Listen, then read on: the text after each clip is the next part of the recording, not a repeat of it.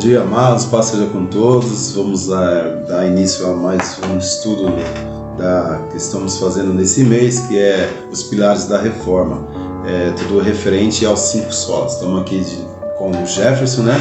Boa noite, a paz. Boa noite, a paz. Deus abençoe a todos. Amém. Estamos aqui na casa do Regis, que é o nosso cameraman, né? Boa noite, Regis, a paz. Boa noite, a paz seja com todos. Amém. Estou gostando muito, né? Sim, muito bom saber, né, tudo que aconteceu. É importante que a gente que está aprendendo isso, que a gente entenda assim, o que fizeram para hoje a gente ter essa liberdade de expressão da nossa fé. Então é muito importante a gente dar o valor a isso também. Então hoje nós vamos falar sobre os pré-reformadores. E se der certo, a gente vai falar sobre o reformador Martinho Lutero. Mas vamos começar a estudar sobre os 5 solas. Tá? Graças a Deus que a gente tinha gravado, né? Sim. Dá uma voltadinha lá atrás, ver algumas coisas que nós falamos.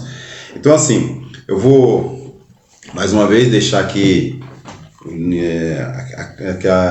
o que Paulo escreveu para Timóteo, que para a gente estar fazendo o nosso estudo aqui e sempre com a nossa cabeça voltada a isso.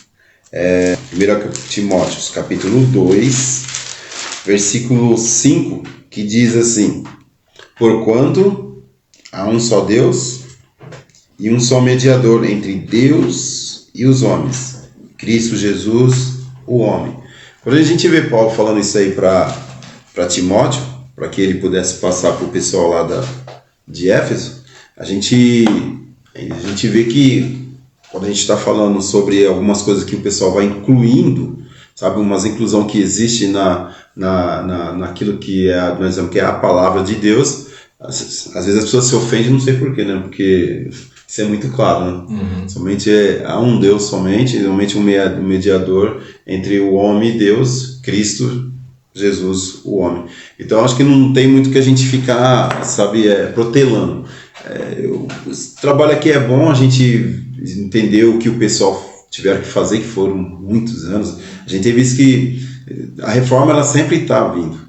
A gente fala não falar sobre os pré-reformadores, que é chamado a estrela, como que é? Estrela d'alva, a estrela da manhã, né, que é os 4 lá. Mas assim, a gente está falando sobre esses 4 pré-reformadores, mas se a gente for cavucar bem, tem muita gente lá ainda, né, que não teve nome como pré-reformadores. E depois que a gente sempre divide aí com o Lutero, né, que Lutero, quando ele entra, depois de Lutero teve muitas pessoas que vêm reformando, e até hoje a gente está vendo que é necessário a gente estar analisando, porque muitas vezes dentro da nossa própria igreja a gente vê que começa a entrar coisas, costumes, sim, que a palavra de Deus não está, sabe, aceitando. Então é muito importante estar vendo isso daqui, porque quem perde somos nós, né? Então é muito importante estudar para a gente não errar, porque senão no final das contas, quem vai perecer somos nós mesmos. Então assim, a salvação, é claro, ela é individual, então a gente precisa analisar tudo isso, escolher bem onde nós estamos trabalhando, fazendo a obra de Deus, e o que estamos fazendo, o que nós temos como mente fazer a obra de Deus. Isso é muito importante, porque às vezes a gente acha que está fazendo a obra de Deus, a gente só está fazendo culto na igreja, né? Tem uma parte dessas histórias aí que fala que a importância do povo naquela época era somente o quê? Ir na missa, né? Sim. Fazer a missa e tá tudo bem. Para eles achavam que era só isso. Mas aí chega Joe Wycliffe e ele mostra que não, né? Que não é bem assim. Então às vezes a gente está assim também dessa forma. A gente está achando que só ir ao culto aos domingos, né? Já leva uma oferta bonita lá na igreja, pago dou meu dízimo e está muito bem. Não é só isso. O evangelho é muito mais do que isso daí. O Senhor Jesus deixou exemplos. Eu até vamos sugerir a gente fazer isso, né? Assim, as obras de Cristo na terra, né? A gente podia estar falando aí com o que Jesus fez, que ele deixou de exemplo para que a gente pudesse estar hoje fazendo. Que assim, Jesus fala assim: as obras que eu fiz, vocês farão e farão muito mais. Aí o pessoal só vê o quê? Jesus curou, Jesus ressuscitou, Jesus que ele fez, né? Porque ele tirou Lázaro lá, que morreu, ele ressuscitou Lázaro, ele pegou leprosos e tirou lepra. Então a gente fala assim, então a gente começa a buscar pra gente fazer o quê? Fazer muito mais que ele. Se ele curou, a gente pode fazer muito mais do que curar. Mas a visão que ele está falando não é isso, né? Não é isso. Aí dá pra gente estudar mais pra frente aí. Amém? É isso aí. Você tem alguma coisa para falar pra gente dar um início, para dar uma lembrada que nós já passamos? Justamente sobre isso, né? A gente vai ver depois aí no decorrer que os principais aí, os conhecidos como os membros aí principais da igreja, eles ocultavam a palavra justamente para que as pessoas não aprendessem. Isso. E não aprendendo, continuavam às vezes no erro. Em Mateus 22, 29 diz assim: Jesus, porém, respondendo, disse: errais, não conhecendo as Escrituras nem o poder de Deus. Então, o que Jesus está falando aqui, onde que a gente erra, não conhecendo a palavra, imagina eu fazendo com que as pessoas não venham ter acesso à palavra. Então, eu estou errando, eu estou impondo o erro para aquelas pessoas, né? Então, isso a gente vai ver aí no decorrer. Né? A gente tem que, né? A gente fica estudando, assim, lendo sobre esses irmãos aí que morreram. Eu estava lendo hoje a história de Pedro Val, e a gente vê os valdenses morrendo, assim, tem dia de morrer pelo menos 3.000 homens. Tudo isso aí por quê? Porque eles aprendiam a palavra, e eles pegavam e, assim, as escondidas, eles ficavam passando para as pessoas. E eles estavam dando a vida para que hoje eu e você pudesse ter a palavra de Deus na nossa vida. Por isso, somente as Escrituras. Não é mesmo? O nosso intuito é que a gente seja fiel à palavra de Deus. E nós falamos aqui no primeiro século, né, que foi a história da igreja primitiva, as tragédias que teve em 64 a 70.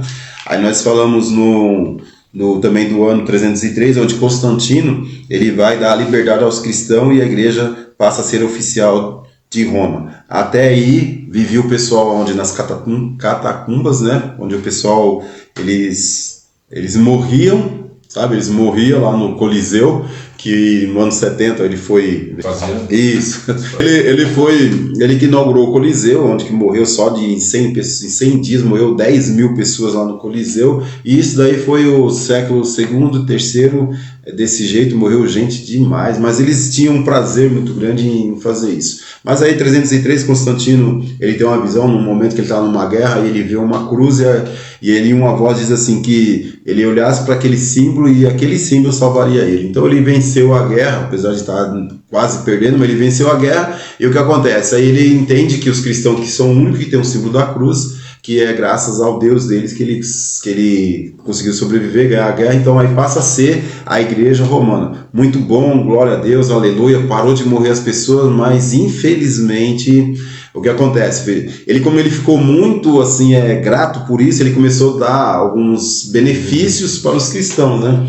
Então as pessoas que eles entendiam que os cristãos estavam sendo beneficiados por serem cristãos, as pessoas começaram a ser cristãos por interesse próprio, por ganhar esses benefícios. Acho que isso a gente já ouviu hoje, essas coisas a gente vê hoje, né? Pessoas que vão para a igreja, quando a gente está falando assim, irmãos, não vão correr atrás do evangelho da cura, da prosperidade, ou seja, pessoas que vão à igreja atrás do quê? Atrás de benefícios próprios. Não, a gente tem que ir por amor a Cristo. Veja só, até 303, os cristãos, eles morriam, eles davam a vida para poder honrar o nome do Senhor. Eles glorificavam o Senhor dando a vida deles lá no Coliseu, irmãos. Tanto é que aqueles ficavam há muito tempo sem morrer, eles ficavam assim, no livro que nós lemos lá, né? Ele fica indignado, né? Fala, puxa vida, eu não morro, meu desejo é morrer para que eu vou logo para o Senhor. Então eles queriam dar a vida. E hoje nós queremos o quê? Que somente que Cristo dê para nós. Mas o Evangelho, ele é muito mais que isso. E assim, como Jesus fala, é melhor dar do que receber. Então é isso. O Evangelho é a mesma coisa. O Evangelho eu tenho que dar a minha vida, porque a vida de Cristo ele já deu lá mais de 2.000 anos atrás por nós. Então aí nós vemos que nesse 303 aconteceu isso daí. Aí vem 325 tem lá o concílio de Nicéia, que nós falamos sobre ele, né, que foi para combater a tese de um presbítero da Alexandria que questionava que Jesus era Deus. 381 teve um outro concílio lá em Constantinopla, onde a pauta era ao contrário, eles estavam indagando a humanidade de Cristo. No 451 teve em Calcedônia, onde a pauta era a divindade humana de Cristo, ou seja, uma vez é porque ele é homem, outra vez porque ele é Deus, depois porque ele é homem e Deus, aí foi isso. Aí depois 416, voltando um pouco, Pelágio, que ele vem dar os ensinamentos sobre a liberdade do homem em relação à salvação, onde o homem se salva, onde o homem, ele, sabe, tudo a gente faz por nós mesmo e alcançamos a salvação. Só que existia lá Agostinho de Hipona, um bispo africano, e ele tem uma tese dele é essa: salvo somente pela graça, somente a graça, que é um dos pilares, né? Sim. Somente a graça. Aí nós vamos falar pelos quatro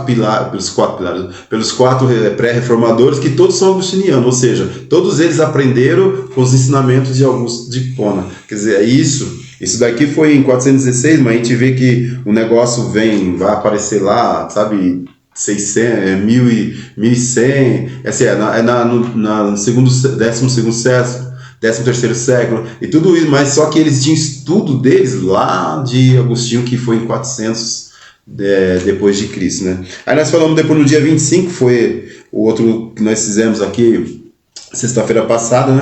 Que falamos sobre o ano 604, onde o imperador Focas começa a dar para o bispo Gregório I, para que ele pudesse ser um bispo universal, que hoje chama-se de Papa. Ele recusou, porque ele falou que quem aceitasse isso era anticristo. Aí 607 ele vai e oferece para Bonifácio III, e ele aceita. Aí quando ele aceita, aí descamba tudo. Aí é onde inicia o quê? Aquele período da Idade Média. Período da Idade Média, ou fala a idade das trevas, né? Porque aí o que acontece? O povo começou a Vulgata, ela foi traduzida em 406, né? 406, ela foi por Jerônimo.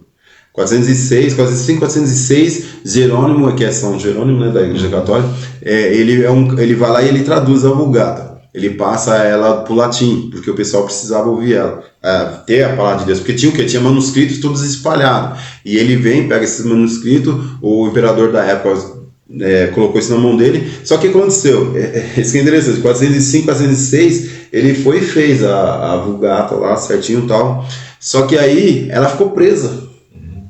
Que incrível, ela ficou presa só no século XII, que ela foi oficializar como a Bíblia Vulgata. Mas até lá ela ficava presa. Então quem que via isso daí? Somente os internos. Os membros, né? Só os bispos. Os membros do alto nível. Assim, do clero, né? Do clero, isso. O pessoal do clero só que via. Então a igreja, ela tinha uma missa que era feita em latim, que isso aí até pouco tempo existia. Aí ela era feita em latim, o pessoal não entendia nada, até os padres. Que incrível, até os padres que ia lá rezar a missa não tinham conhecimento da palavra. Porque ela era toda escrita, então ele só precisava repetir aquilo que estava escrito. Na missa, né?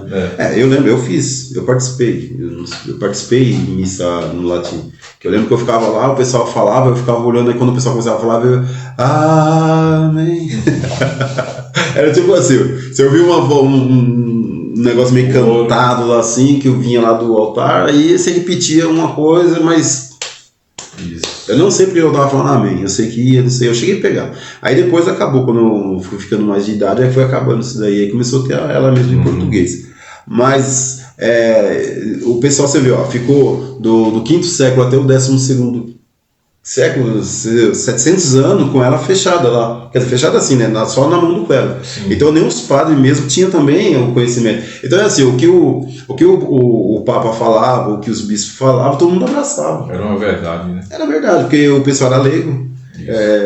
Quando a gente é leigo, tem coisa que parece que é absurda, né? Mas assim, ele é confiável, né? Ele é um homem de Deus, é isso que entendia o pessoal. Então isso começou a expandir, e aí foi fazendo o quê? Foi entrando muita heresia.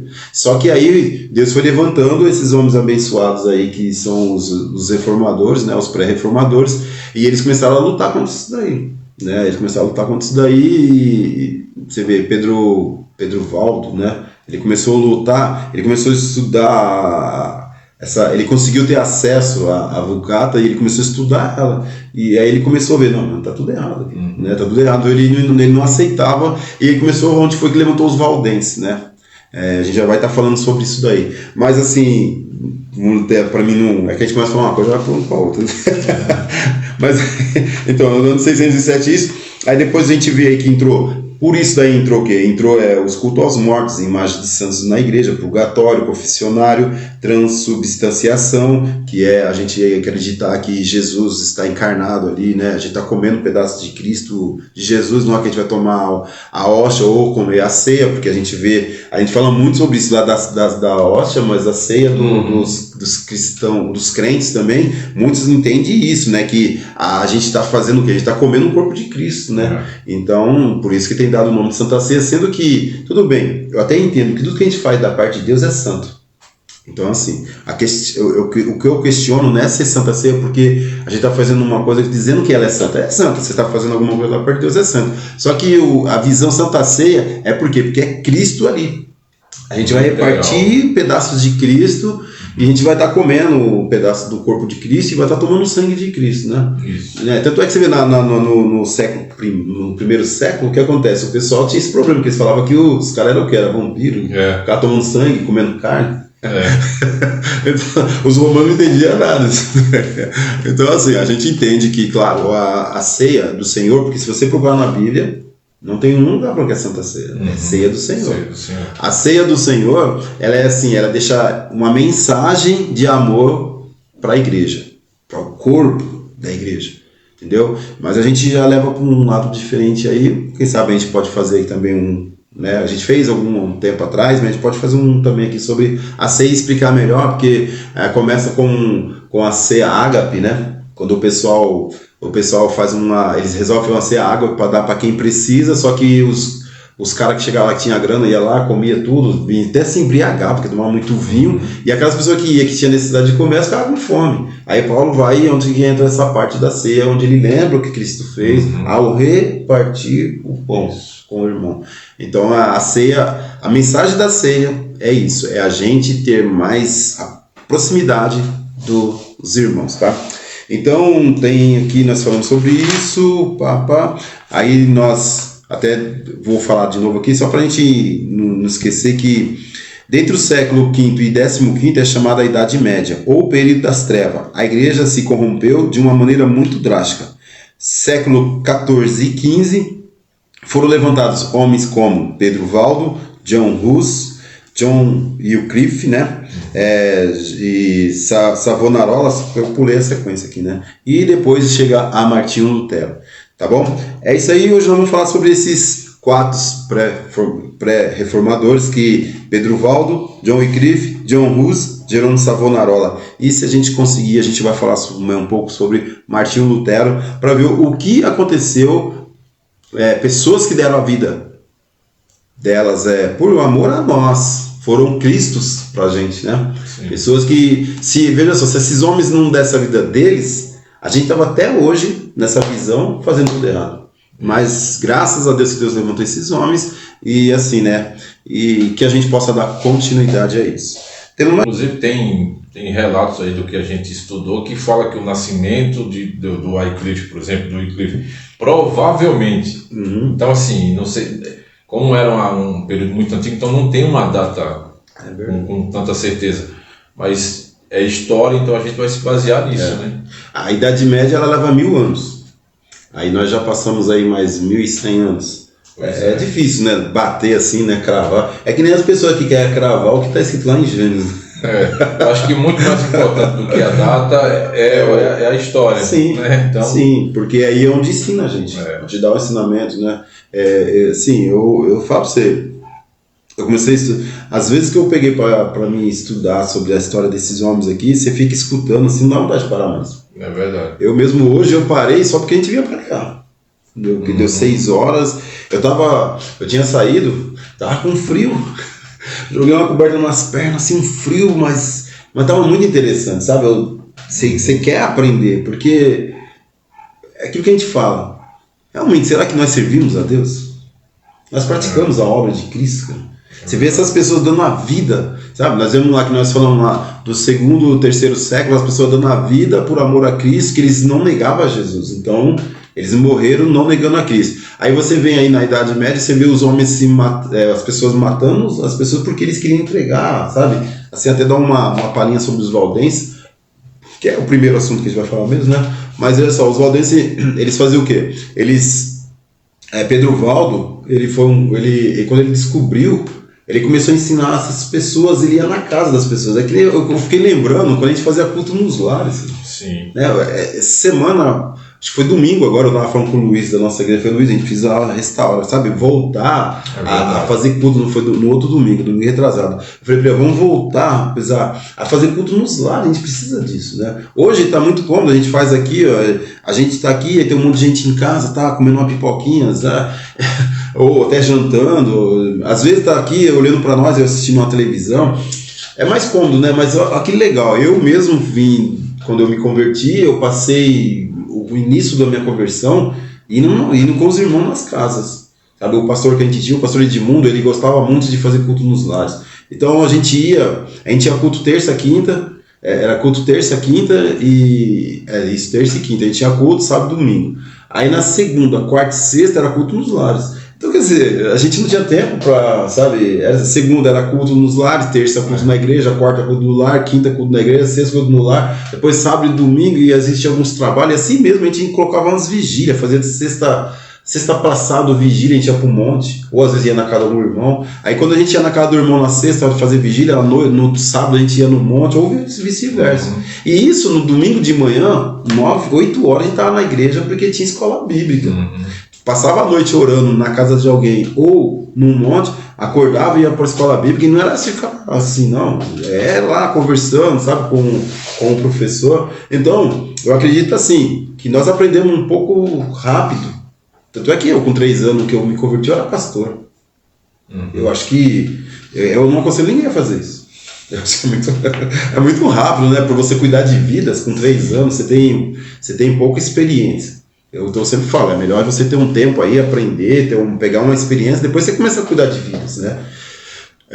Mas eu com 3 anos, por quê? Porque a gente ficava ali, ó, quando aconteceu, apareceu na minha mãe lá, a casa dela, que era o lugar que a gente fazia, que a gente tinha lá um ponto de pregação, aí começamos a fazer um ponto de pregação e virou igreja, aí tá Vila Prado aí hoje, entendeu? Mas por quê? Porque a gente, olha, era direto. Então eu acho que isso daí, eu acho que precisa ser resgatado. Então eu vi que Pedro Valdo, ele começou a fazer isso. Ele aprendeu o certo. Ele começou a olhar, assim, ele falou, não, tá estranho esse negócio aqui. Isso aqui não pode ser. Assim, o que ele tá falando lá não tá escrito aqui, entendeu? Porque, como eu falei, a Vulgata já tava, ele teve acesso a ela, aí ele via os bispos, sabe, o Papa falando, é assim. Ele fala, não, indulgência. Entendeu? Não funciona assim, né? Salvação, não funciona. Aí ele começou a fazer os grupos dele, começou a montar. Aí ele teve acesso a Agostinho de Hipona também, aos estudos de Agostinho de Hipona, que falava que a salvação é só pela graça. Aí ele entendeu isso aí e ele começou a ensinar grupos. Quando ele começou a ensinar grupos, aí começou a fazer o quê? Eles fizeram assim, eles pegavam, por exemplo, assim, o Biel, seu filho, crescia, aí a gente juntava e mandava o Biel para uma universidade. Lá na universidade, ele já estava, assim, já tinha a base da palavra. Lá na universidade ele entrava como uma pessoa comum, só que ele começava o quê? A infiltrar. Isso. E nisso daí ele começaram a fazer isso daí por muitos anos. Você vê que foram 3 séculos os valdenses sendo perseguidos pela igreja, matando eles e eles pregando. Olha só. Né? Que coisa, né, meu? Eles chegaram uma hora que começaram a não ter mais assim, onde fazer, eles foram para os altos. Chegou lá nos altos, o pessoal não conseguia subir porque eles tacavam pedra lá de cima. Aí o que eles faziam? Os caras conseguiram ir por cima, deram um drible dele, conseguiram ir por cima e pegaram eles, trancaram eles lá onde eles estavam, começaram a tacar fogo. 3.000 pessoas morreram, tinha velhos, tinha criança, sabe? Tinha pessoas doentes. Morreram 3.000 pessoas, que são os chamados valdenses. E tudo isso aí por quê? Só para eles lutarem para ensinar as pessoas o que é certo. Ensinar a verdade, que a verdade que estava sendo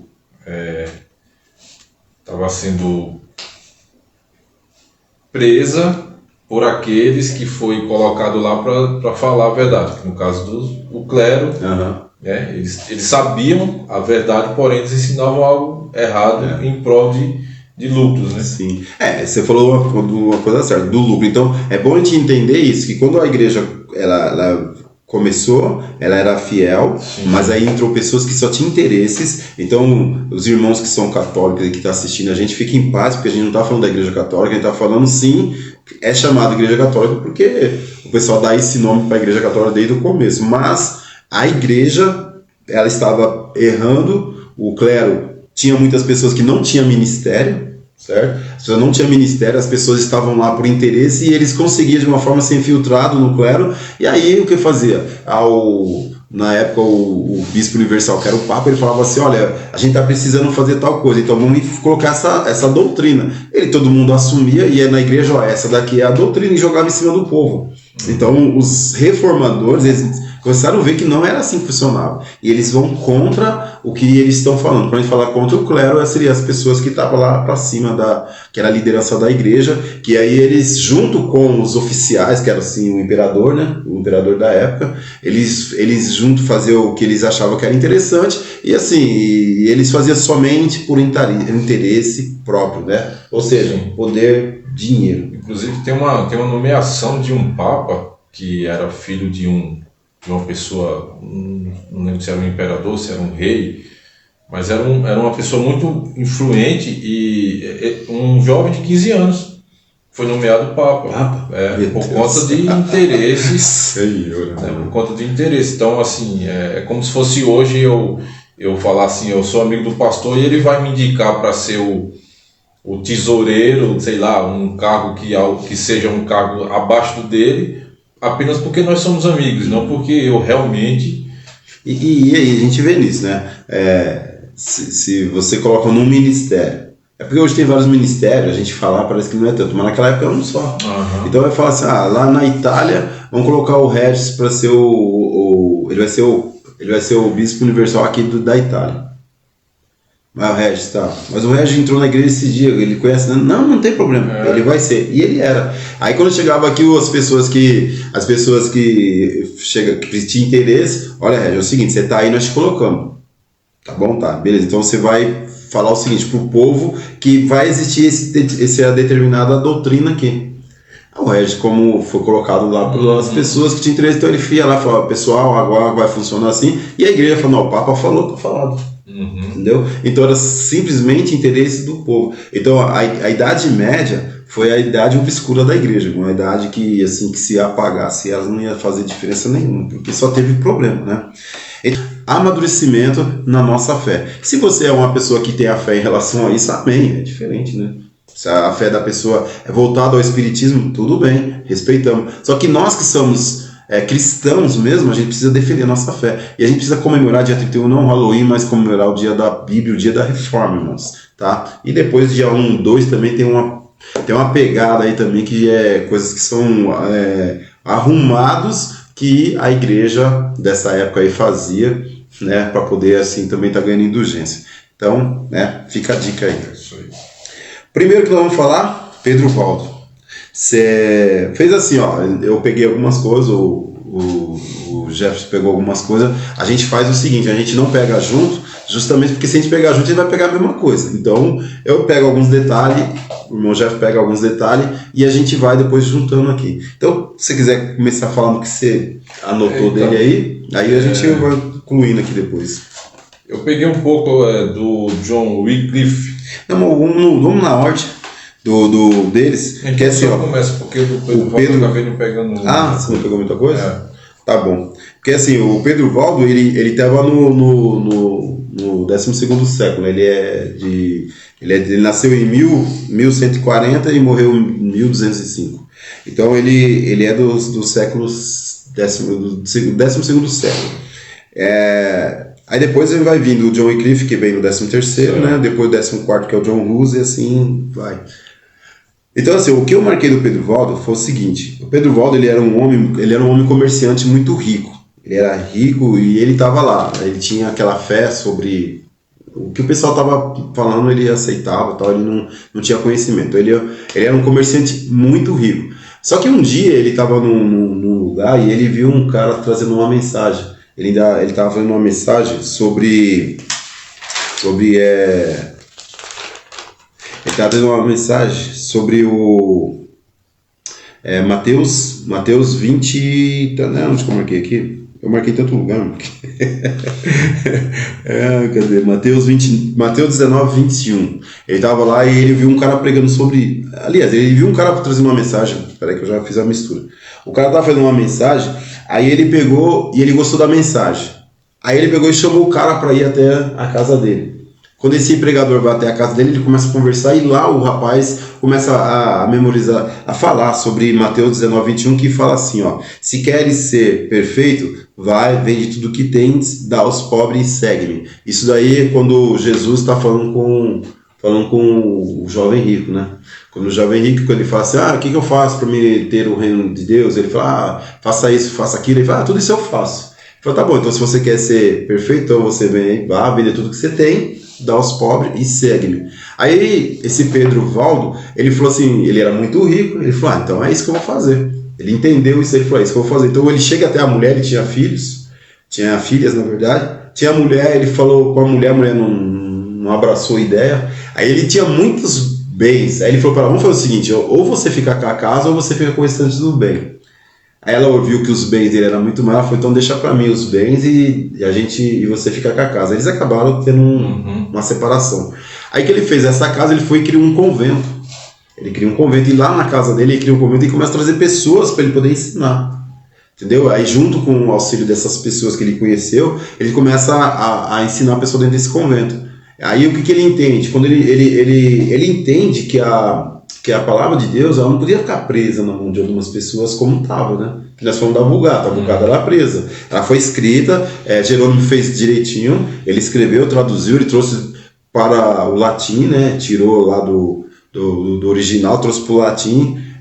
Na verdade, ela é escrita no grego, né? É escrita no grego. Então ele trouxe do grego para o latim, para o pessoal, que o pessoal ali falava no latim. Então ele trouxe dessa forma. Jerônimo fez direito, só que a igreja aprendeu. Prendeu a Bíblia e não liberou. Aí ele começou a descobrir isso, teve acesso, então ele começou a fazer o quê? Ele começou a pegar pedaços da Bíblia e ele começou a decorar. Primeiro eles tentaram traduzir. Ele com o pessoal dele, que isso daí cresceu, expandiu, para a gente dar uma acelerada, expandiu logo, aí eles começaram a traduzir a Bíblia. Só que começou a ter a perseguição, o pessoal começou a entender isso, porque isso que eu falei para você, qual que era a artimanha dele? Em levar pessoas para os lugares sociais, normais, como escola, trabalho, e eles iam se dividindo, e assim, eles aprendiam como tinha funcionava, e lá eles começavam a ensinar as pessoas, e isso aí começou a crescer.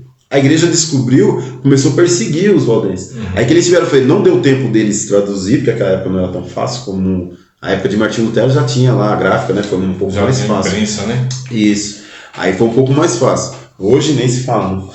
Hoje nem se fala, mas lá ainda foi. Mas a época dos valdenses não. Então o que eles conseguiram, que eles fizeram o quê? Eles repartiram com famílias a parte da Bíblia, cada um decorou partes da Bíblia e começaram a fugir. E nisso que eles ficaram fugindo, quando eles estavam lá assim, escondidos, eles começaram a traduzir ela. Aí eles traduziram ela dessa forma, cada um decorava e eles traduziam. Só que a pessoa decorava no latim e traduzia agora para o inglês, né? Foi para o inglês que isso, né? Ele começou a traduzir para o inglês por quê? Porque o latim, na época de Jerônimo, precisava ser latim, mas na época dele tinha que ser inglês. E ele entendia assim que as pessoas precisavam, todo mundo saber. Todo mundo precisava saber que todo mundo era digno de falar do amor de Deus. Não era só assim como eles falavam, a igreja falava que somente a igreja tinha o discernimento da palavra. Eles falavam, não, todo mundo tem, todo mundo precisa. Aí tem aquela parte do id, né? Do id de Cristo, né? Ide por todo o mundo, né? Pregai as boas novas e batizai-vos em nome do Pai. Você vê que tem gente que acha que quem pode batizar é só pastor. Né? Pessoa que acha que só pastor. Você vê, Filipe, naquela época, quando ele leva o africano lá, o cara fala para ele assim, a água tá aí, eu tô aqui, qual que é o impedimento? Ele foi lá e falou, não, ele podia falar, vou chamar o pastor Pedro lá.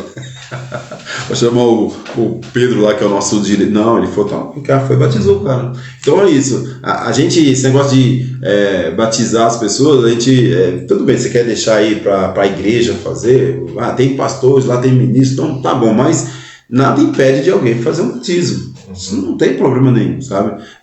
Isso aí, o que a gente precisa é fazer com que as pessoas cresçam na fé. Então eles também, assim, a igreja fala, não, é só a gente que pode fazer determinadas coisas. É só a gente, a sabedoria está em nós. Aí eles entenderam, não, nada a ver. Aí começaram a fazer isso, foram distribuindo e começaram a morrer.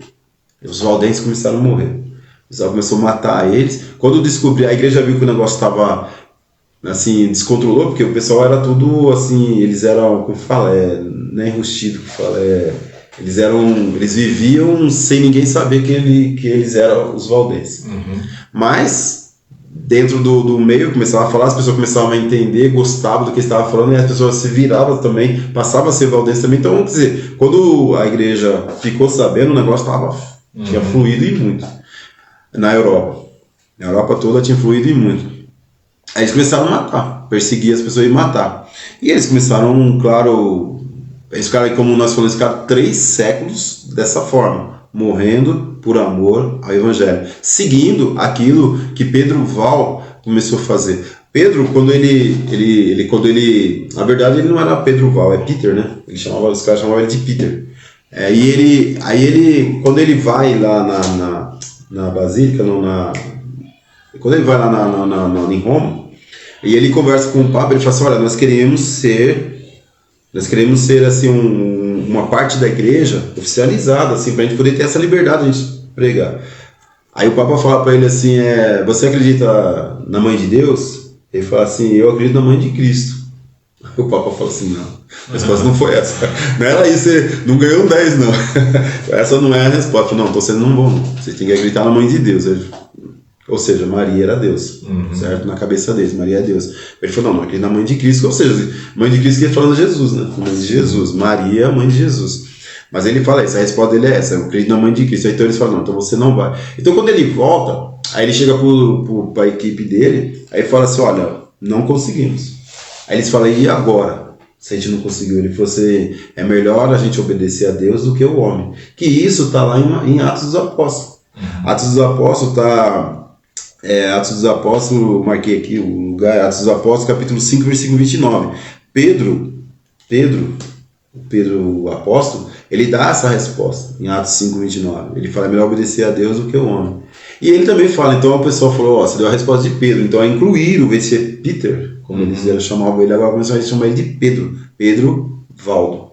Então agora eles, onde o nome dele ficou Pedro Valdo, então todo mundo conhece como Pedro Valdo. E aí nasce os valdenses. Mas agora nasce os valdenses com o quê? Com a igreja em cima deles. Quando fala a igreja, quem matava não eram os cristãos mesmo. É que a igreja era assim com os imperadores. Aí eles falavam, olha, a mesma coisa aconteceu com Jesus. Sim. Os judeus, né, os sacerdotes, né, que eram como chamar o nome dos sacerdotes lá? Era os... esse dia eu ia falar do nome deles, esqueci. O nome deles? Que era saduceus, eram os saduceus e Cristo. Que é o que ficava perseguindo o Cristo, pô. Nossa, que brancão que deu. Mas tá bom. Os judeus ficavam na sua parte religiosa, eles ficavam seguindo a Cristo. Aí eles chegavam até o líder de Roma e falavam. O líder de Roma era pressionado por eles, para que não tivesse confusão nenhuma, que eles faziam, eles iam lá e faziam o que eles falavam. E assim também, a igreja ia até o imperador e falava, Valdo lá, Pedro Valdo tá fazendo assim, a gente precisa perseguir, e aí eles perseguiam. Mas tudo isso aí junto com a igreja, né? Aqui, a cada momento que esses fariseus, acho que eu esqueço. Os fariseus. Quando esses cristãos estavam muito fortes, eles arrumavam uma forma de eliminar, porque eles tinham medo, né? Porque na verdade os cristãos assim, eles não temiam nada. Perder entre a vida deles em prol de Cristo, isso não era problema. Então assim, esses imperadores tinham medo disso, de chegar uma hora que eles falam assim, a gente não tem mais controle, então, né? Você pegar uma equipe que ela é fraca no que ela faz, você tem o domínio maior por ela. Agora você pega uma equipe que ela tem gente lá que conhece mais que você também vai ficar na mão deles, entendeu? Então o seu poder não é... Por exemplo, vamos lá no meu caso, eu lá na igreja eu tenho os irmãos lá que mexem com parte de de som, que eu não manjo, eles manjam muito, então eu dependo muito deles. Obrigado, filho. Aí tem a parte de que uns que mexem com pintura, outros que mexem com... Então, assim, eu dependo dos irmãos para fazer muita coisa dentro da igreja. Isso daí faz o quê? Isso aí acaba perdendo o quê? Como líder, eu perco um poder, porque eu dependo dessas pessoas. Isso. Entendeu? Agora, se eu soubesse tudo e eles não soubessem nada, tá na minha mão. Isso. Entendeu? Então, para eles era muito mais fácil isso. Então, eles não conhecem a igreja, eles não conhecem direito as doutrinas. Então, assim, ó, o que eles falarem, tá falado. Você não vê quando a gente fala que o pessoal fala sobre as indulgências lá, que pode a mãe matar o filho afogado, ou a mãe ou o pai, aí tem um valor que eles pagam. Quer dizer, duas coisas, né? Pagar porque matou o filho e outra. Quando você dá uma lei dessa, a pessoa vai, então eu posso matar meu filho se eu quiser. Eu tô aqui meio, não tô aguentando mais essa criança, vou forcar ela aqui. E depois eu vou lá, pago uma indulgência e já era. Você entendeu? Tem que induzir a pessoa a fazer as coisas ruins, né? As coisas ruins. Então, mas como eles eram leigos, a igreja era leiga, então eles obedeciam aquilo que o clero falava. Fácil de dominar eles. A visão hoje, eu sempre tive uma visão que servia a Deus, eu só sair por aí falando, Jesus te ama, Jesus te ama, Jesus te ama. Hoje eu entendo que não é isso. Sabe? Não precisa eu estar saindo aí, Jesus te ama. O evangelho hoje, que eu entendo, o evangelho hoje é a gente fazer boas obras, boas ações, a gente trabalhar no caráter das pessoas, entendeu? De repente aí, o Regis, quando veio pra cá, você chegou aqui, você ainda tomou aço do Guaraná aí, Regis? Ou já tinha parado? Desde quando eu vim pra cá, não parei. Aí você parou, mas antes de vir pra cá você tomava muito, né? Tomava de balde, né? Aí veja só, o Regis veio pra cá, ficou com vocês, mesmo que ele não ia à igreja, mas vocês já estavam aconselhando a ter uma vida diferente. E isso daí é evangelho.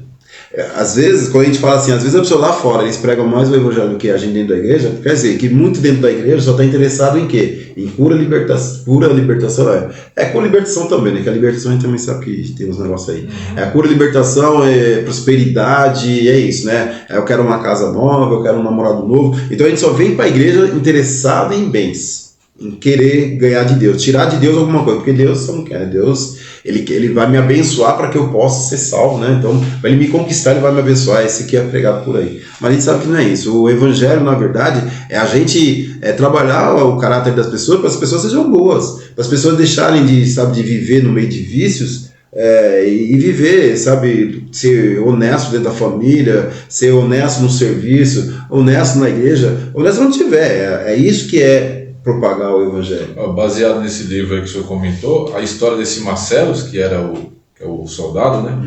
Ele teve essa curiosidade de procurar saber dos cristãos justamente por conta disso. Porque eles falavam, não é possível, esses caras estão sendo acusados das piores culpas, sendo que os caras não fazem nada.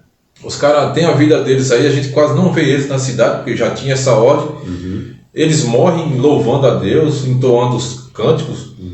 Não, como pode? E aí veio a ordem justamente para que ele fosse investigar. E aí ele vai lá e ele se surpreende, né? Até que ele conversa, ele conversa com o irmão que estava lá no dia, lá fazendo o culto, vamos dizer assim, né? Estava fazendo o culto. E ele fala, não, pode ficar tranquilo que eu estou na mão de vocês. Aqui eu estou sozinho, vocês são a maioria, então vocês podem fazer comigo o que eu quiser. Mas eu vim aqui justamente para isso, para entender o porquê, como vocês vivem desse jeito. Então, o testemunho daquelas pessoas era simplesmente ser cristão. É simplesmente viver. Viver para Cristo. Para Cristo. Porque você vê, o que trabalhou o coração dele foi ver as pessoas morrerem felizes. Quem morre feliz, né? Ainda mais na situação.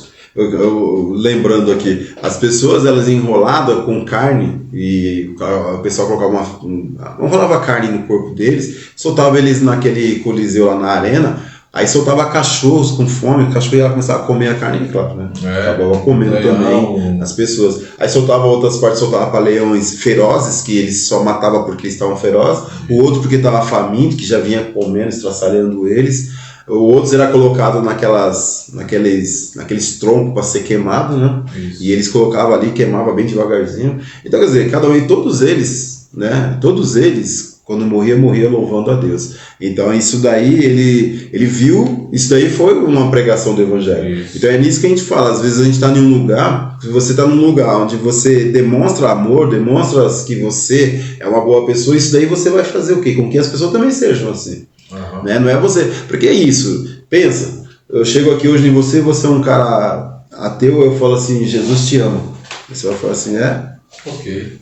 Aí eu vou embora e falo, não acredito que isso, com Jesus, que esse cara tá falando isso pra mim. Não resolveu nada, então não é isso. Mas eu posso chegar num ateu e ter uma vida diferente, ter uma amizade com você, e você falar assim, esse cara tem uma vida diferente. Foi o que aconteceu com o petroleiro, o Marcelo Soldado. Caramba, eu vou aqui pra perseguir esse povo, mas esse povo é bom demais, como que eu vou? Tem uma coisa diferente nesses caras. Eu vi só complementando, eu vi um vídeo, eu não sei se esse rapaz ele é cristão ou não, mas foi um acidente. Acho que um rapaz de moto atropelou a filhinha dele faleceu. O rapaz que atropelou, ele não foi culpado, vamos dizer assim, ele não foi intencional, ele simplesmente vinha andando, aconteceu. O pai da menina estava acalmando o rapaz que atropelou ela. E o rapaz não aguentava, chorando, se sentindo culpado. E ele ali, firme e falando calma. Ou seja, aquele cara teve uma atitude, que eu não sei se ele é cristão, não sei se ele frequentou a igreja evangélica católica, mas a atitude dele foi uma atitude assim que o rapaz que atropelou a menina não esperava. Você espera o quê? O cara vai ficar com ódio, vai vir me bater, eu vou preso. Então, aquela atitude ali é uma atitude que ele não esperava. Ele esperava, ele estava sendo totalmente o oposto, né? Então, assim, eu não sei se o rapaz é cristão, mas aquela atitude dele foi. Sim, é que é o que nós precisamos aprender das nossas igrejas. Por isso que a gente fala, a gente recomenda assim, quando a gente vai na igreja, que a gente vai pregar lá na igreja, a gente vai pregar, não é ficar nossos achismos todos, não, é pra gente, ou nossas revelações, não é isso. A hora de pregar é a hora de dar estudo, ensinar as pessoas a ter uma atitude dessa, por exemplo, né? Mas aí, pastor, é muito difícil, mas o que nós precisamos aprender é isso, né? Agora, sei lá, na hora, aí é Deus que vai trabalhar na vida da gente, né? É Deus que vai trabalhar. Porque atropelou um filho da gente, sabe que é difícil, mas se nós somos pessoas que estamos baseadas na palavra de Deus, irmãos, a gente consegue fazer coisas. Porque eu falo porque eu já fui surpreendido com coisas na minha vida que hoje eu falo assim, acho que não dá, Deus não deixa acontecer a segunda vez. Não deixa a segunda vez, porque a primeira vez foi graça demais na minha vida, entendeu? Então é isso. Deus, ele quer pessoas que sejam fiéis a ele. A gente só precisa o quê, irmãos? Aprender a palavra. Então a gente precisa isso. Esses valdenses aqui, eles fazem o quê? Eles estavam ensinando a verdade. E é isso que nós precisamos, ensinar a verdade. E a verdade não é ir na igreja atrás de bênçãos, sabe? De receber, mas é atrás da gente aprender para que aí fora a gente possa fazer como esse rapaz fez, num momento de dificuldade, né? Essa pessoa que atropelou as crianças, ele podia até se matar. Sim. Não sei, mais trágico aí. Ele podia até se matar, mas graças ao pai ele não fez. Porque o pai conseguiu tranquilizar ele. Claro que o pai não estava legal. Sim. Isso é óbvio, não precisa nem perguntar pro pai. O filho foi atropelado, o pai não está legal. Mas ele se controlou e foi ensinar, né? É isso daí. A gente tem assim, aproveitando a deixa, cada um de nós, por exemplo, tem pessoas que ele se dá bem com pintura, tem pessoas que se dá bem com música, tem pessoas que se dá bem de falar, tem pessoas que se dá bem em cozinhar. São todas as coisas que a gente se dá bem, e tudo isso daí é pra gente exercer as boas obras que Deus está falando pra gente. Se a pessoa cozinha muito bem, a pessoa cozinha muito bem, e a gente precisa levar uma comida lá pra rua para as pessoas que estão passando fome. Essa pessoa cozinha, a gente pega e leva. Ela já não é muito boa para falar com as pessoas, mas ela cozinha muito bem. Então é isso. Nós precisamos usar aquilo que Deus dá para nós como dons, sabe? As coisas que a gente faz bem, para a gente poder glorificar a Deus com essas coisas, irmão. E não é para a gente estar somente ganhando dinheiro. Porque é claro, quem cozinha bem vai abrir um restaurante para ganhar dinheiro. Porém, não é só para ganhar dinheiro. Pode, mas não é só para isso. Para a gente fazer as boas ações também. Eu acho que Pedro Valdo, para falar dele, tinha que ser mais detalhado, tinha que ser mais tempo, né? Muitas coisas, a história são três séculos, né? Sim. Eles passaram poucas e boas, são vários, eu achei muito interessante vários tipos de perseguições que eles tiveram. Eles tiveram num momento que eles entraram dentro de uma igreja lá, que era a capela deles. Eles entraram na capela dele, que os caras fizeram? Os caras vão lá, trancaram a capela e começaram a jogar tochas por cima, aí as tochas caíam lá dentro, e eles estavam tudo lá, e tudo preso, e apavorado, não conseguia sair, subindo fumaça, morreu tudo intoxicado. Que morte terrível, né? Tudo isso por quê? Por amor a mim e a vocês, irmãos, porque eles tinham que pregar a palavra de Deus, tá? Então vamos passar já para o segundo. O segundo é o John Wycliffe, né? O John Wycliffe. Isso. Quer começar falando alguma coisa? Sim. Resumindo um pouco, né, porque a hora já avançou um pouco. Aham. Ele nasceu numa cidade chamada Yorkshire, na Inglaterra. Pelo que a gente entende, assim, fica... O nascimento dele fala assim, provavelmente, aquilo que a gente falou, não tenho uma certeza, mas em cima do que a gente leu. E falando um pouco, pegando esse gancho aí, a questão de que hoje servir a Deus é fácil, como a irmã falou aí, o que eu observei aqui é assim, a faculdade, normalmente ela era ligada à igreja. Isso. Né? Então ele ia ali para estudar, aí ali ele tinha conhecimento da Bíblia, aprendia. Agora imagina, o senhor tem uma faculdade, o senhor fala, Jefferson, vai lá, eu vou te dar uma bolsa, você vai estudar. Aí eu começo a estudar, depois eu falo assim, esse pastor está errado. As coisas dele tá errado, não, eu vou bater de frente com isso que ele tá falando. O tiro saiu pela culatra. Eu vou derrubar ele porque o que ele está ensinando aí. Então assim, é mais ou menos isso, assim, ele, né, foi lá. Ele fez teologia, filosofia, e como chama o outro lá, legislação canônica, tudo a ver com a Bíblia. Né? Isso. Então ele estudou e ele viu que isso aí não estava condizendo com os ensinamentos. E aí ele virou, assim, ele foi um dos caras muito críticos disso aí.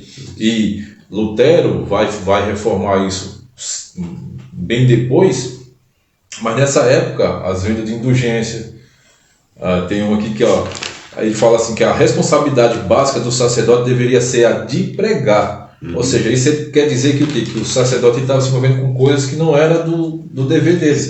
Sim. A responsabilidade dele é o quê? Pregar. As pessoas ensinavam as pessoas do jeito que eles queriam. Isso. Para poder obter lucros. Né, em cima das pessoas. Inclusive dos padres. Isso. Onde ele deveria fazer o quê? Pregar a palavra.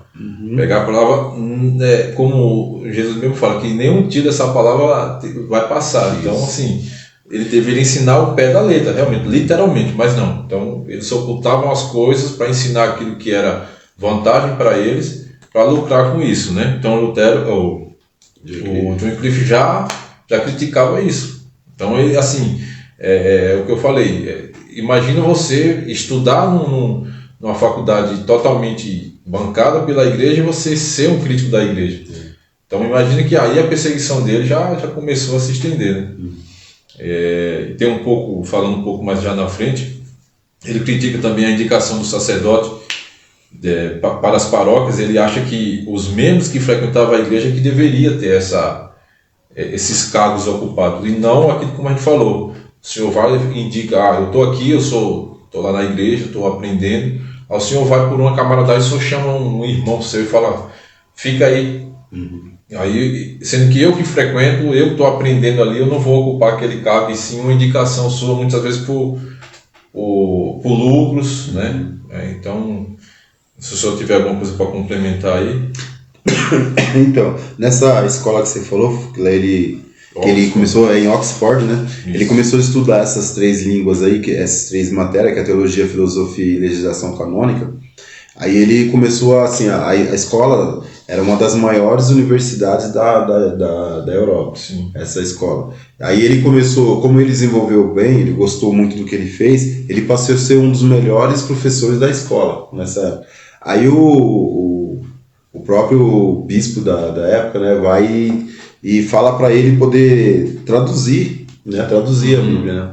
É onde que ele começa a agora ter acesso, né? Porque você vê que ele começa a ter acesso a Bíblia, e ele começa a Vulgata, né? Que a gente estava falando que era a Vulgata, que foi escrito por Jerônimo. Aí ele tem acesso a ela, ele começa agora a traduzir ela para o inglês. Aí ele começa a ver que o que estão falando lá em cima não bate com o que você falou, né? Aí ele começa aí levantam umas questões como assim, toda autoridade procede de Deus. O rei é levantado por Deus, e se ele não cumprir as funções a quais foi chamado, ele não tem autoridade nenhuma. O mesmo ele fala para o Papa. Ele não é a cabeça da igreja. A cabeça de Deus da igreja é Cristo. Isso. Na época que ele estava lá como professor, existia 3 papas. Os caras foram distribuindo assim, então tinha 3 papas, né? Hoje você vê que é um, né? Então, mas naquela época tinha 3 papas. Aí ele fala assim, como pode ser o Papa a cabeça da igreja se eles são 3, por exemplo? Isso que ele está falando na época dele. Na época dele, eram 3, mas podia ter até mais ou até menos. Mas Na época dele eram 3. Aí ele falou assim, como pode ser o Papa cabeça e são 3? Então o que? Estão formando o quê? Tá parecendo o dinossauro lá de Daniel. O moço com 3 cabeças. Aí então não rola isso daí, né? Então ele fala assim que o cabeça da igreja é Cristo. E ele fala sobre a Bíblia, ele fala assim, ó, que nos estudos ele percebe que a autoridade maior nas escrituras, a autoridade maior ela está na escritura, aliás. A autoridade maior ela está na escritura. Então todos os cristãos devem ter acesso às escrituras, não somente os líderes. Assim ele começa a traduzir para o inglês através da Vulgata. Que como eu falei, ela foi feita em 405, 406, mas ela ficou presa. Aí só lá no século 12 que foi oficializado ela num dos concílios que eles fizeram. Ele fala sobre o sistema sacramental, ele fala assim, ele não aceita o sistema sacramental, que é o que o Jefferson falou, que não dá, né? Ele dizia que um sistema desse daí era falso, falido, então ele não aceitou. Ele não aceita a transubstanciação e a salvação, como ele era um agostiniano, ele falou que a salvação ia ser só pela graça e não pelas obras. Pelas boas obras. Pelas obras. Que aí, pessoal, as obras que os caras faziam, quando você ainda pensa que é pelas boas obras, você já está errando. Tipo assim, eu sou salvo porque eu dei uma oferta, porque eu fiz um jejum, porque eu dei uma cesta básica. Isso daí é boas obras, mas ainda já está errado. As obras deles eram indulgência, irmãos. A obra deles era indulgência. Então era assim, você está errado nisso, então o clero dava uma punição e o camarada ia lá no dinheiro e pagava. Na verdade, essa boa obra, na verdade, era a pessoa com interesse na salvação, na remissão dos pecados através da indulgência. Aí ele fazia isso, não era nem de boa vontade, não era uma boa obra, era uma obra pensando em ter um retorno, e o retorno era o perdão. Isso. Então ele fazia a obra interessado no perdão, e o perdão é errado, né? Então você vê que era tudo errado. É como assim, você fazendo um acertinho com Cristo. Isso. Mas não tem arrependimento. Só que o clero falava que você estava perdoado. Tipo aí, você traiu a esposa, pagou a indulgência, tá tudo certo. Só que ela, como fica? Isso. E você vai ter que continuar com ela. E para eles, não, tá tudo certo, já foi, tá perdoado, você vai pro céu. Aí entra aquele esquema como chama lá, do purgatório? Do purgatório. Aí o camarada vai pro purgatório, se tem alguma coisinha lá para resolver, resolve no purgatório, que é o que eles falavam, e depois você vai pro céu. Mano, não é isso que Jesus morre até feliz, né? Poxa, e não feliz como os cristãos, mas mal feliz porque minha salvação tá garantida, né? Eu já paguei. Vou chutar o balde, vou trair minha esposa, vou ter vício, mas depois eu vou lá pagar uma indulgência. Olha, uma coisa minha, né, quando eu ia me confessar na igreja, que também eles lutavam com esse negócio confessionário. Quando eu ia me confessar na igreja, eu cheguei a ter um padre que eu confessei com ele. Eu falo pra você, os dias que eu não tô legal, se eu encontrar esse padre, vai ser muito bom. Porque eu sentei com ele, ele veio, conversou. Ele falou, meu jovem, você não tá bem, não? Eu entrei na igreja e ele olhou pra mim assim, vem cá, rapaz, vem cá, senta aqui com a gente, um grupo de pessoas lá. Aí ele falou, você não tá legal não? Eu falei, não tô muito bem não. Eu falei, hoje é dia de confessionário, né? Ele falou, Aí eu falei, então, o pós-confessionário? Ele, não, vamos conversar. Eu falei, mas não vai? Não, é aqui mesmo, vamos trocar ideia, ninguém tá escutando a gente. E ele começou a conversar comigo, me abraçou, sabe? Eu saí de lá bem, ele me deu uns conselhos. Cara, eu saí de lá ótimo. Isso pra mim é confissão. Mas algumas vezes que eu participei de confessionário, porque a gente ia lá, depois você vai e faz o quê? Lá, a gente tá falando aqui sobre pagar indulgência, mas lá era o quê? Você reza Pai Nosso, Ave Maria, e você tá certo. Só que eu não saí arrependido de lá. Então, eu tava do mesmo jeito. Agora, com essa pessoa, com esse padre que eu falei, não. Ele me aconselhou a ponto de fazer eu me arrepender. Tanto é que eu tava envolvido com droga, um monte de coisa, entendeu? Eu vinha de Carapicuíba, a menina tava bagunçado. Cheguei e conversei com ele, naquela época eu parei. Eu parei com a droga, você vê que coisa. Então, isso sim, mas do jeito que o pessoal fazia, é isso que eles lutavam. Às vezes as coisas até parecia ser boa, mas não era. Porque se não tiver arrependimento, esse padre me levou ao arrependimento. É isso que a igreja precisa fazer. E não precisa ser padre, pastor, não, é qualquer pessoa. Eu sentei com um amigo meu, estou conversando, vou dar conselho, bons conselhos para eles chegar ao arrependimento. É isso que a gente precisa, entendeu? Como cristão que nós somos, precisa disso. Então, esse Joe Wycliffe aqui, ele lutava contra essas coisas como todos os outros. Né? E isso vem desde lá de Augusto de Hipona, que ele também aceita que a salvação somente pela graça. E a graça, ela fala sobre o arrependimento. Isso. Não é por boa conduta ou até por pagar alguma coisa. E isso aí vai dar embasamento depois, né, para os 5 solas, né? Dos, né? Isso. Então você vê que a graça, você né? vê que isso já lá de trás já era uma coisa que vinha. Então, é nisso que assim, não tem quem foi que formou certinho os 5 solas, mas eles pegaram, você vê, de Augusto de Hipona somente a graça. Nós vamos ver com outros lá, que a gente vê lá o José Valdo, lá o Pedro Valdo, ele fala assim, ó, somente as escrituras. Uhum. Então, aí vai juntando a história de cada pré-reformador ou reformador, pega uma outra, somou os 5, deu o quê? Os 5 solas. E só para complementar, não sei se o pastor também vai complementar, pode que isso custou o preço para esse Wycliffe, né? Que, como também foi para o Pedro Valdo, ele morreu, foi queimado, né? Então, assim, isso aí custou um preço para ele, né? Apesar que o John Wycliffe, ele não foi morto, ele morreu naturalmente. Mas aí ele foi queimado posteriormente. Isso, ele morreu, ele chegou a morrer, foi ele sabe por que eu lembrei disso daí? Né? Eu lembrei disso daí por causa que hoje eu vi um comentário, ele estava falando que ele e Martinho Lutero, eles não foram matados, por quê? Porque estava tão bagunçado nessa época de John Wycliffe, que o pessoal não conseguia pegar ele. Aí ele se escondeu, tanto é que não tem onde ele morreu o lugar. Aí, mas só que depois descobriram as ossadas dele. Ele morreu em 1384, só que lá em 1400 e alguma coisa, pegaram os ossos dele para mostrar, foram lá, queimaram os ossos dele e jogaram no rio. Isso. Jogaram no rio. Para mostrar que eles não aceitavam o que John Wycliffe fez. Pelo que eu li, fala que foi um derrame cerebral. A morte dele. Derrame cerebral, né? Isso aí, mas foi natural isso mesmo. Então ele foi um dos que conseguiram, viveu bastante tempo, só que na época dele tinha um problema, tinha algumas dificuldades, que eu até marquei aqui, ó. Era um momento em que a igreja vivia no cativeiro, por quê? Porque a gente estava falando anteriormente dos valdenses. Os valdenses viviam se escondendo. E quem era cristão não podia estar assim. Se ele falasse a verdade, ele não poderia estar à vontade, porque ele ia ser perseguido. Então eles viviam um cativeiro, era muito perseguição, caos total na igreja por causa das doutrinas que eles tinham. E tinha também uma peste negra, que matou metade da população da Europa. Então o povo estava desanimado, estava triste, né? O povo só vivia enterrando os outros, quer dizer, se metade morreu, então todo lugar estava morrendo muita gente. Inclusive a pessoa que ajudou John Wycliffe, ele viveu pouco tempo, porque assim que ele começou a pregar para John Wycliffe, passou pouco tempo, a peste negra pegou ele e morreu. Então esse derrame também pode, eu não estou falando que pode, supostamente, pode até ser que ele morreu por causa disso daí. Mas ele, por causa de tudo isso, era mais ou menos o que a gente está passando agora com a nossa pandemia, né?